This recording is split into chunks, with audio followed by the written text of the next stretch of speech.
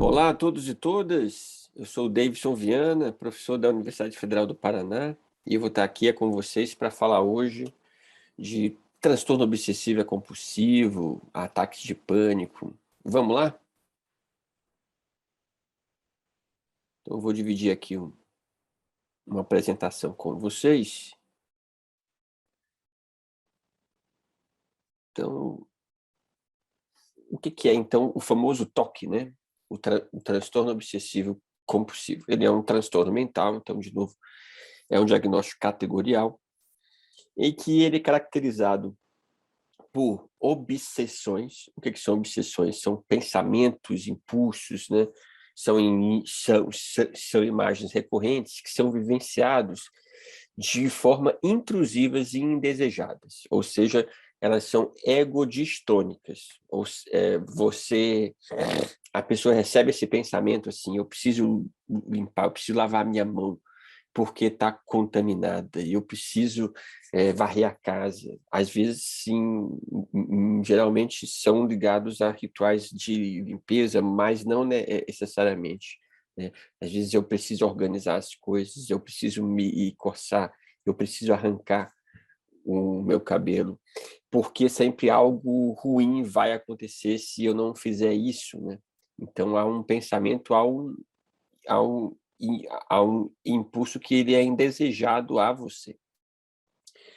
Além das obsessões, né, desses pensamentos, né, vem também a compulsão, que está muito ligada, sim, ao pensamento, mas tem a, a ver que se eu recebo obsessão, eu atuo a partir de comportamento sim, repetitivos, né? O lavar as mãos, organizar as coisas, sim, orar. Eu tenho que orar, sim, 38 vezes a cada hora, repetir palavras. Quando passa uma árvore, eu tenho que falar sim algo, eu preciso contar os números primos, né? Então, você tem também essas compulsões que têm ligação com os atos mentais que a gente falou antes, mas que o indivíduo se sente compelido a executar. Quase sempre uma compulsão é resposta a uma obsessão, né? Então, uma coisa leva à outra. E esses dois fenômenos, né, eles causam ansiedade e sofrimento, né? Porque, às vezes, a pessoa tem um funcionamento que pode ter uma obsessão e uma compulsão, mas, às vezes, ela é egocintônica.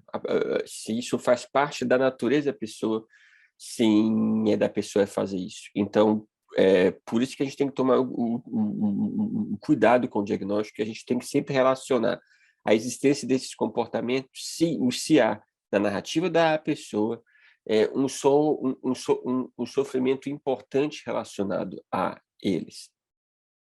É claro que a pessoa tenta ignorar essas imagens, esses impulsos, mas não consegue. E esse comportamento ele toma um tempo importante da vida, assim, da pessoa. Às vezes o ato de lavar as mãos, de tomar banho, e isso leva duas, sim, é 2 horas por dia. E isso prejudica muito a vida cotidiana. E claro que esses comportamentos todos, de novo, isso aparece em todo transtorno mental, né? Tá lá no final do diagnóstico. Não pode ser explicado por uma outra condição de saúde. Esse é o transtorno obsessivo compulsivo. Já o transtorno do pânico, ele é caracterizado quando o indivíduo tem ataques de pânico. Já já a gente fala o que são ataques de pânico. Sem ataques de pânico sem recorrente, e fica persistentemente preocupado de ter um novo ataque de pânico. Então, tem uma ansiedade antecipatória, né? Então, eu não vou sair de casa porque vai que eu esteja esse ataque, eu não vou por esse caminho porque ali eu tive esse ataque, eu não vou mais por emprego porque foi lá que eu estou tendo esses ataques de pânico. Dois ataques de pânico isolados, sim, não caracteriza sim, transtorno do pânico. O transtorno do pânico é quando eu tenho ataques recorrentes e, além disso, eu tenho essa ansiedade antecipatória se eu terei novos ataques ou não. Ele também não pode ser melhor explicado por outras questões. Sim, por exemplo, substâncias psicoativas, alucinógenos, alteram tanto nossa percepção da realidade que a gente entra em pânico, uma situação de estresse, ou mesmo certas condições clínicas, aí faz a gente ter uma sintomatologia parecida. Por isso que é importante o diagnóstico sim, é diferencial, e considerar sempre que o diagnóstico de um transtorno é sempre um diagnóstico de exclusão. A gente tem também, que são mais raros, né? Sim, ataques de pânico noturnos, né? Então, o que é um ataque de pânico, né? Um ataque, né? Ele é abrupto, ele é um medo, um desconforto intenso, ele dura segundos a minutos, a poucos minutos. Ele é acompanhado de sintomas físicos e cognitivos, quatro ou mais, e ele é esperado, né? Você sabe que é, é, ele pode acontecer, sim, aí perante alguma situação extrema, temida já pela pessoa, mas ele pode ser também inesperado, sem uma razão aparente. Então, um ataque de pânico em si não é um transtorno mental.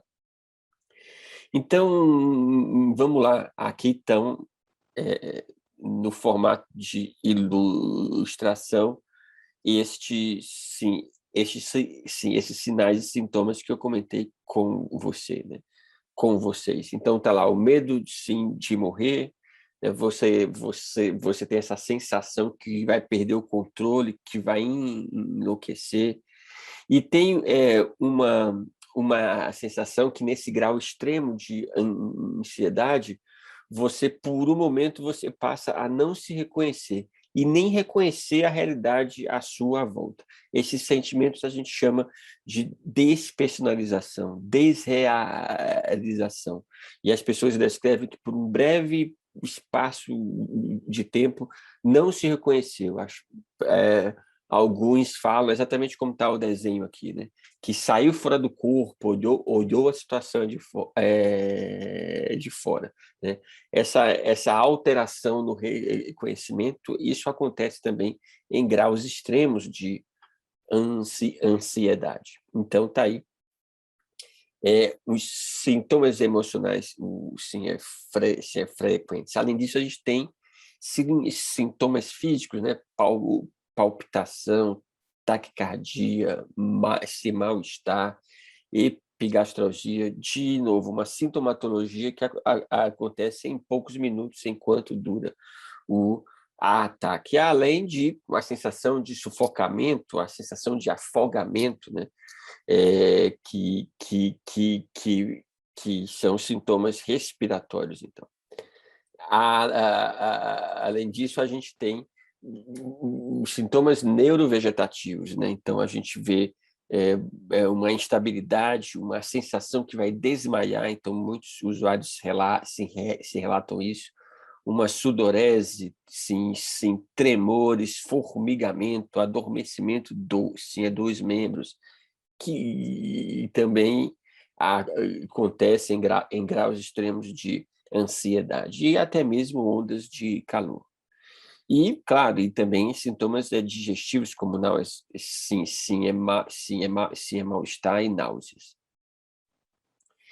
Então, ataque de pânico em si, ele é um evento autolimitado, né? Então, ele dura ali os segundos, minutos, mas ele incomoda porque ele acaba prejudicando, se ele for recorrente, né? Se eu considerar que há um transtorno do pânico, e eu caracterizo o transtorno do pânico, sim, pela recorrência e pela evitação que eu passo a ter dos lugares de situação que prejudicam o meu funcionamento, sim, social e global, porque eu tendo a evitar situações que eu sei que possam me dar este ataque, né? E às vezes mesmo assim eles podem acontecer. O manejo principal é a escuta, né? A pessoa ser ouvida. A pessoa, ela tem às vezes o temor que aquele problema que ela está passando é um problema menor, que ela vai ser julgada por contar esse problema. Então, ter uma escuta mais empática e sem livre de julgamento, dizer para a pessoa que isso que ela está falando é importante, significativo, é vivido por outras pessoas também, é importante, né? Sim, ela ter essa percepção que ela está sendo cuidada por sim, por si só, já diminui um tanto a ansiedade. Evite, como eu falei em outras aulas, dar conselho, minimizar o problema, principalmente conselhos vazios. Tenha fé em Deus, é que tudo melhora, tudo vai melhorar, isso não é nada, já passa. Não, a gente tem que considerar que aquele sofrimento ele é real, ele é ameaçador e ele é desestruturador para aquela pessoa. Então, a gente tem que levar isso em consideração e atenção.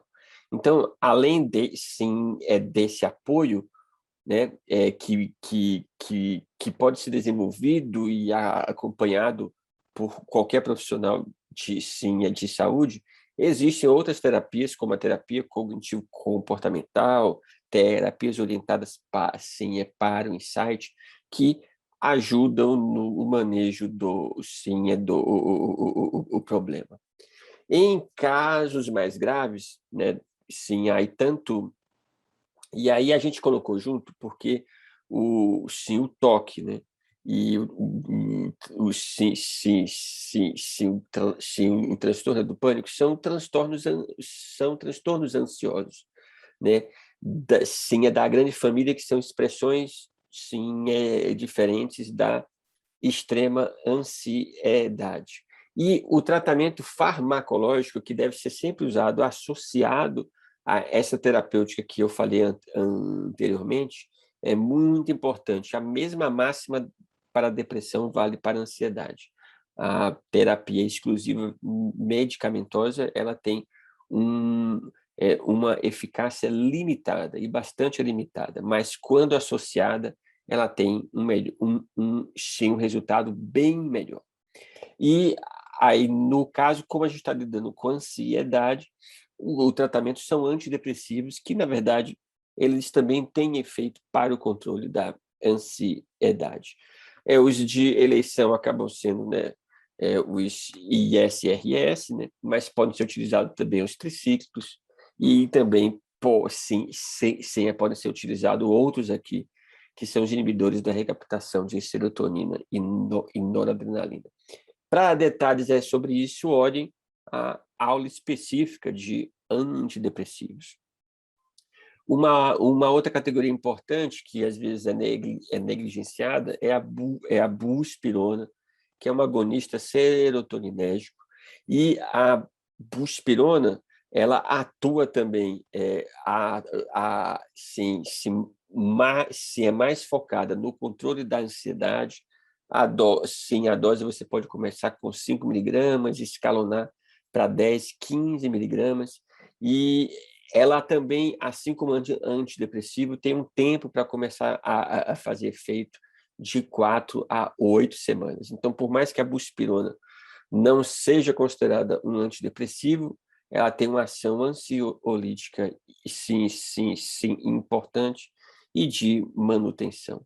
Outro medicamento que, sim, que pode ser utilizado em momentos de crise são os benzodiazepínicos. É importante, e aí eu oriento você a assistir a aula específica dos benzodiazepínicos, fazer uma clínica orientada com o usuário dos efeitos, dos efeitos colaterais, dos benzodiazepínicos. E, se for realizar o seu uso, a sua prescrição, sempre combinar um tempo, um tempo limitado de uso. Fazer esse acordo antes evita, por exemplo, que a gente aumente o exército de pessoas dependentes de benzodiazepínicos. Os benzodiazepínicos são ansiolíticos importantes e eficazes, mas que têm um grande potencial de causar dependência, e a gente tem que prescrever com muita responsabilidade. E aí, para isso, eu preciso fazer um acordo com o usuário e balizar as suas expectativas, dizendo que são sintomáticos e que o tratamento para tanto o toque quanto o transtorno do pânico, eles precisam de uma abordagem mais multiprofissional. Sim, é certo, pessoal? Obrigado novamente e a gente se vê na próxima aula.